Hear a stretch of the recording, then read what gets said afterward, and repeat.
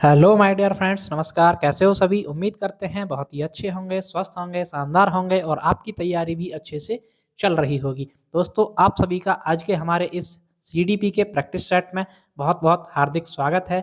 इस practice set में आपको मिलेंगे प्रीवियस ईयर क्वेश्चंस, कुछ मोस्ट एक्सपेक्टेड क्वेश्चंस जो आपके सीटेट के एग्जाम के लिए बहुत ही इंपॉर्टेंट होने वाले हैं, बहुत ही हेल्पफुल साबित होंगे। तो चलिए आज की क्लास को शुरू करते हैं। आज का आपका क्वेश्चन नंबर फर्स्ट, निम्नलिखित में से कौन सीखने का अर्जन नहीं है? ऑप्शन ए आदत, बी ज्ञान, सी परिपक्वता या डी अभिवृद्धि। तो देखिए, सीखने के ज्ञान का अर्जन जो होता है भाई, एक तरह से मतलब कोई चीज आपको सीखना है तो उसको अर्जित करना। एक तो होता है स्वाभाविक होती है आपकी, है ना, एक होती है आपकी अर्जित करना किसी चीज को। तो अर्जन नहीं है, वो है परिपक्वता का। जो आपकी परिपक्वता होती है, जो आपकी मैच्योरिटी होती है, ये आपकी अर्जित नहीं की जाती है, स्वाभाविक होती है। ठीक है फ्रेंड्स। लेकिन आदतें जो होती हैं, आप कोई भी आदतें, जैसे आपकी कोई कोई बुरी आदतें लग जाती हैं या कोई जुआ खेलने की आदत लग गई या किसी को अच्छी आदतें भी लगती हैं, भाई कोई कॉमिक्स वगैरह पढ़ते हैं, कोई बुक्स वगैरह पढ़ते हैं, तो ये सभी ज्ञान, आपका ज्ञान भी आपको अर्जित करना पड़ता है। अभिवृद्धि होती है, ये भी आपकी अर्जित होती है। लेकिन परिपक्वता जो है, ये क्या बोलते हैं, अर्जन नहीं है, ये सीखने का अर्जन नहीं है। ऑप्शन नंबर सी यहाँ पर बिल्कुल सही जवाब है। चलिए नेक्स्ट, क्वेश्चन नंबर 2, सह पाठ्यक्रम गतिविधियां अधिकतर संबंधित हैं। ऑप्शन ए छात्रों के मानसिक विकास से, बी छात्रों का सर्वांगीण विकास, सी शिक्षण संस्थानों का विकास या डी छात्रों का व्यावसायिक विकास। तो देखिए, जो आपके को करिकुलर एक्टिविटी जो होती हैं, आपके सह पाठ्यक्रम गतिविधियां होती हैं, वो सबसे ज़्यादा संबंधित होती हैं, वो आपके छात्रों का, जो स्टूडेंट होते हैं, उनके सर्वांगीण विकास से संबंधित होती हैं। यानी कि उनका जो भी विकास होता है, जैसे आपका कॉग्निटिव डेवलपमेंट हो गया, फिजिकल डेवलपमेंट हो गया, मोरल डेवलपमेंट हो गया, मेंटल डेवलपमेंट हो गया, तो ये सभी से संबंधित होती हैं। कुल मिलाकर के सर्वांगीण विकास से संबंधित होती हैं। ऑप्शन नंबर बी यहाँ पर आपका बिल्कुल सही होता है। चलिए नेक्स्ट, क्वेश्चन नंबर 3, विकासात्मक परिवर्तन किसका परिणाम है? ऑप्शन ए अनुवांशिकता और पर्यावरणीय परिस्थितियों का अनूठा संयोजन, बी किसी व्यक्ति का केवल अनुवांशिक ढांचा, सी केवल सामाजिक सांस्कृतिक कारक या डी न तो वंशानुगत और न ही पर्यावरणीय कारक।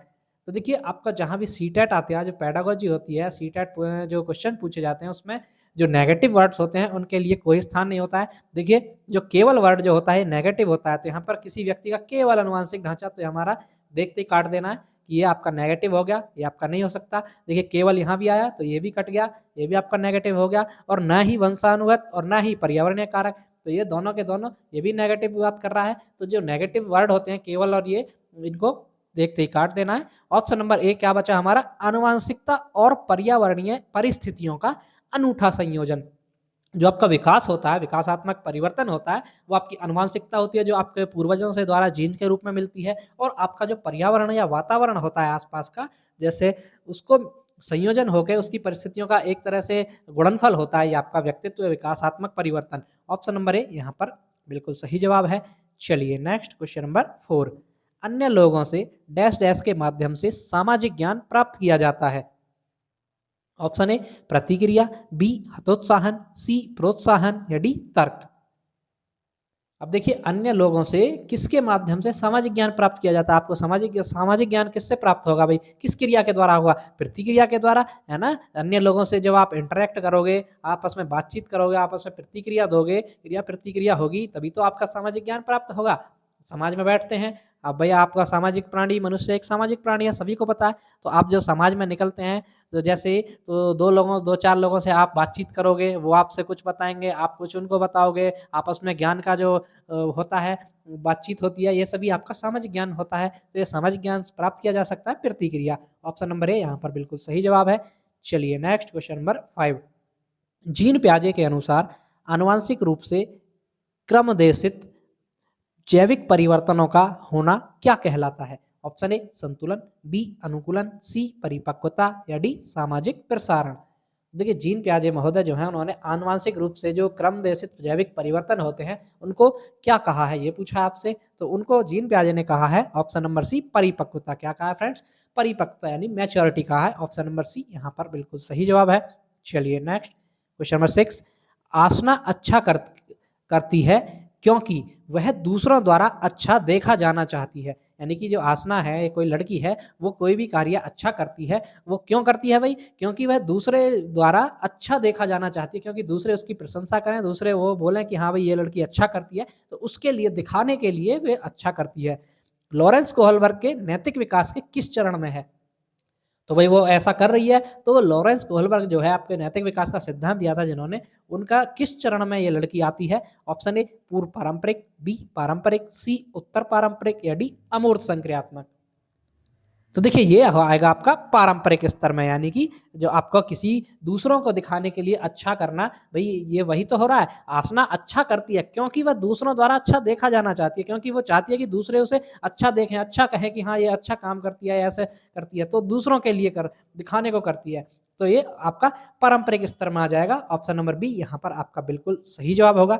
चलिए आगे बढ़ेंगे। क्वेश्चन नंबर 7, लेव वाइगोत्स्की के विचार में निजी वाक डैश डैश है। यानी लेव वाइगोत्स्की जो थे, उन्होंने निजी वाक को क्या कहा है?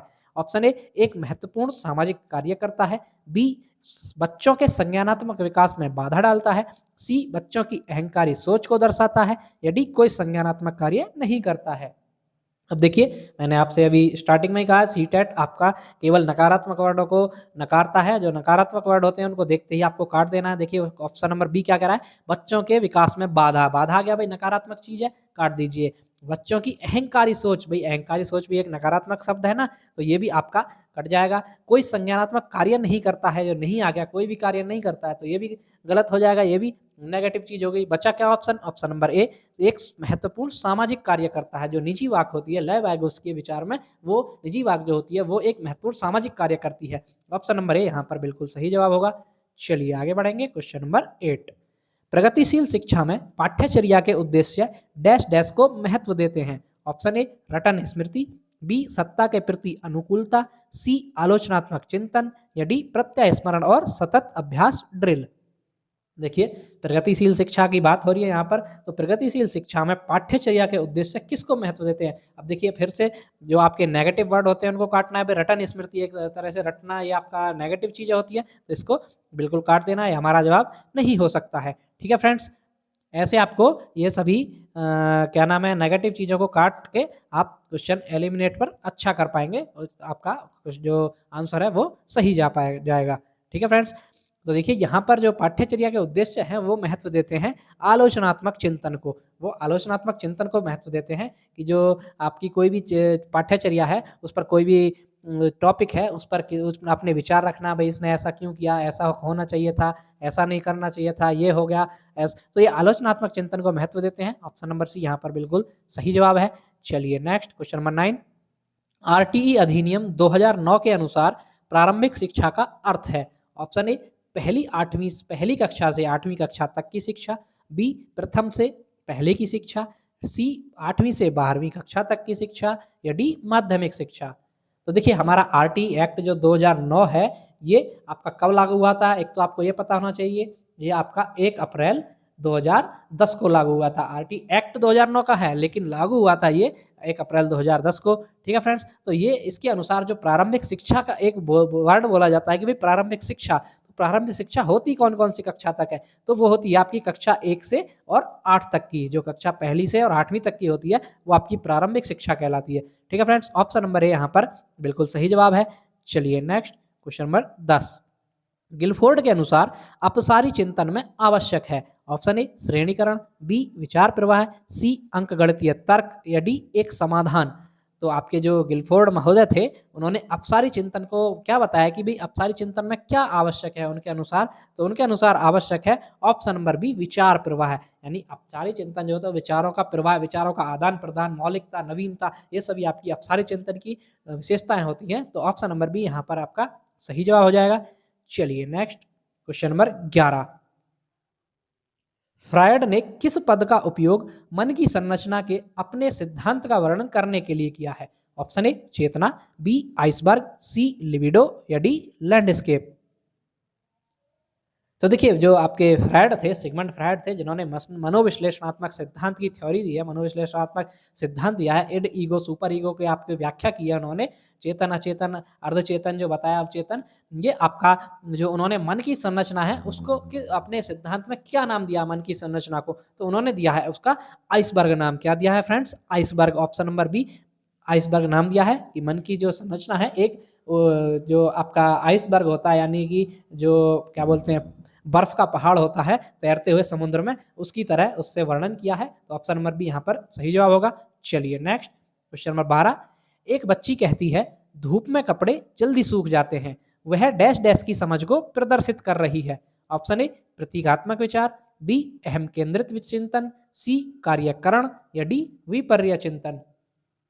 देखिए भाई कोई एक छोटी बच्ची है, वो कहती है कि धूप में कपड़े जल्दी सूख जाते हैं, तो उसका जो ये समझ है उसकी वो क्या प्रदर्शित कर रही है, तो ये प्रदर्शित कर रही है कार्यकरण को। ये जो आपका कोई कार्य के करण के सिद्धांत है ना, एक तरह से भाई धूप में डालोगे तो धूप में जो आपका वाष्पोत्सर्जन होता है, पानी उड़ करके भाप बन के उड़ जाता है, तो कपड़े जल्दी सूख जाते हैं। तो ऑप्शन नंबर सी यहाँ पर बिल्कुल सही जवाब होगा। ठीक है फ्रेंड्स, चलिए नेक्स्ट बढ़ेंगे क्वेश्चन नंबर 13। निम्न में से मूर्तवाचक अवधारणा का उदाहरण नहीं है। ऑप्शन ए योग्यता, बी कुर्सी, सी बल, या डी गति। तो देखिए मूर्तवाचक अवधारणा का उदाहरण कौन सा नहीं है। मूर्तवाचक मतलब जो भाई आपकी मूर्त चीजें होती हैं, है ना, मूर्त चीजें होंगी भाई जिनको हम छू करके देख सकते हैं, तो मूर्त चीजें होंगी। अब उदाहरण नहीं पूछा आपसे, देखिए मूर्त चीजें कुर्सी है, कुर्सी को आप देख कर टच करके सब देख सकते हैं, बल है, गति है, लेकिन जो सॉरी मैं गलत बोल रहा हूँ, ऑप्शन नंबर ए यहाँ पर सही होगा, उदाहरण नहीं है, वो है आपकी योग्यता। जो आपकी योग्यता होती है वो मूर्तवाचक नहीं होती है, वो अमूर्त होती है ना। आप योग्यता देखी थोड़ी जा सकती है भाई, योग्यता भाई वो बहुत योग्य व्यक्ति है, उसकी योग्यता अधिक है, तो एक तरह से वो अमूर्त चीज है, मूर्त नहीं है। ऑप्शन नंबर ए यहाँ पर सही जवाब है। चलिए नेक्स्ट क्वेश्चन नंबर 14। लड़की की तरह ना रो, तुम लड़के हो, पिता के द्वारा पुत्र को कहा गया यह वाक्य दर्शाता है।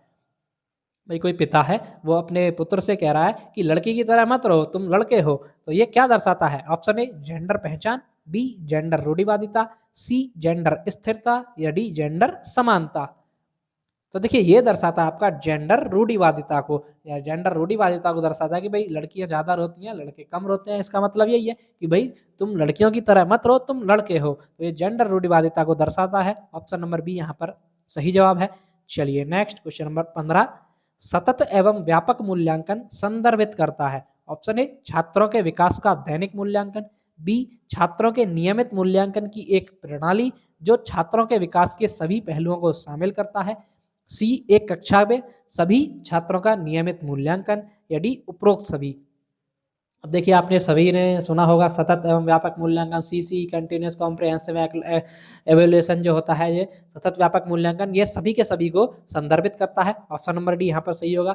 छात्रों का दैनिक मूल्यांकन भी छात्रों के नियमित मूल्यांकन की एक प्रणाली है जो छात्रों के विकास के सभी पहलुओं को शामिल करती है, और एक कक्षा में सभी छात्रों का नियमित मूल्यांकन भी होता है इससे, तो ये सभी के सभी को संदर्भित करता है। ऑप्शन नंबर डी यहाँ पर हमारा सही जवाब होता है। चलिए नेक्स्ट क्वेश्चन नंबर 16।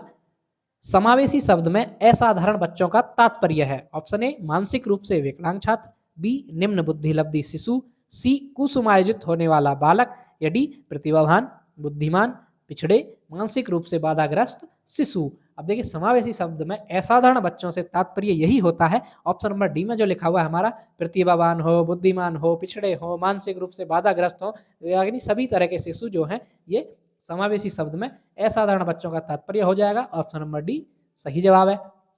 चलिए नेक्स्ट क्वेश्चन नंबर 17। यदि आपकी कक्षा में कोई बच्चा अधिगम अक्षम हो तो आप क्या करेंगे? ऑप्शन ए उसकी ओर कोई ध्यान नहीं देंगे, ऑप्शन बी उसकी अक्षमता किस प्रकार की है यह जानकर उसको सिखाने का प्रयास करेंगे, सी अतिरिक्त कक्षा लेंगे, या डी उसकी बैठक व्यवस्था बुद्धिमान बच्चों के साथ करेंगे। तो देखिए भाई आप टीचर हो, आपकी कक्षा में कोई भी एक बच्चा अधिगम अक्षम है, अक्षमता होती है, सभी को पता होगा, डिसलेक्सिया, डिस्कैलकुलिया, डिस्ग्राफिया, ये सभी होती हैं। तो ये बच्चा है, उस स्थिति में आप करेंगे क्या?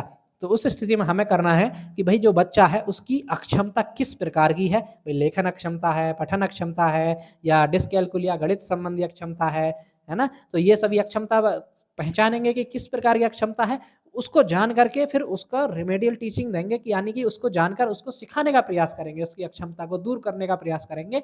ऑप्शन नंबर बी यहाँ पर बिल्कुल सही जवाब होगा। चलिए नेक्स्ट बढ़ेंगे, क्वेश्चन नंबर 18।